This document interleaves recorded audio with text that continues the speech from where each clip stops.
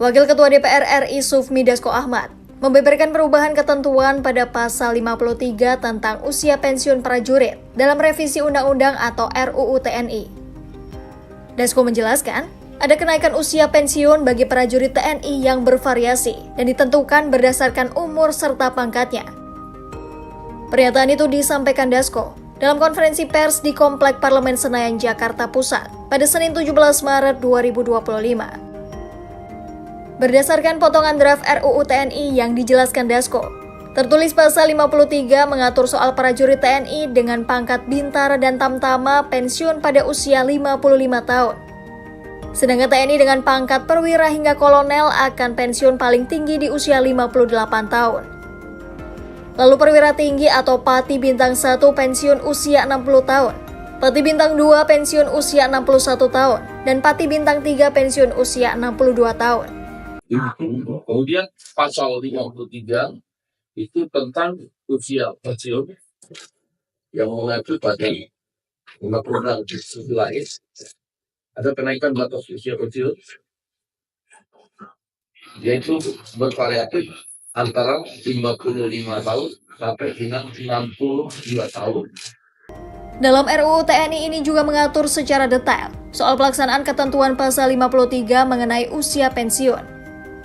Berikut rincian usia pensiun prajurit TNI sesuai pasal 53 dalam RUU TNI.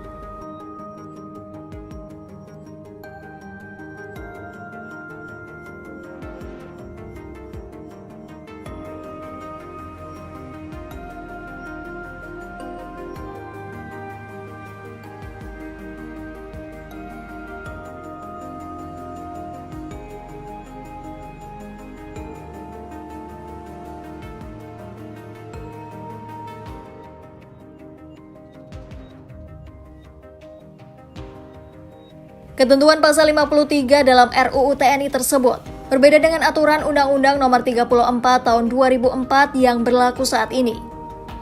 Dalam pasal 53 Undang-Undang yang berlaku saat ini tertulis bahwa perwira akan melaksanakan dinas keprajuritan sampai usia paling tinggi 58 tahun, sedangkan bintara dan tamtama akan bertugas hingga 53 tahun.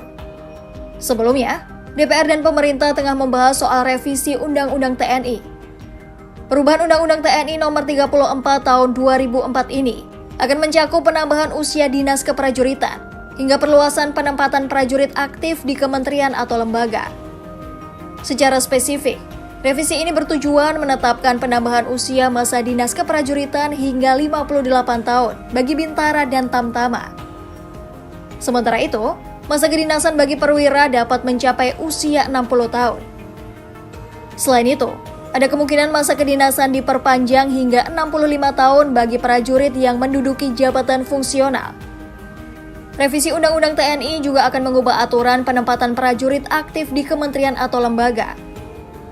Namun rapat revisi Undang-Undang TNI yang dilakukan di Hotel Bintang 5 Fairmont menjadi sorotan publik karena dilakukan di tengah upaya efisiensi anggaran pemerintah.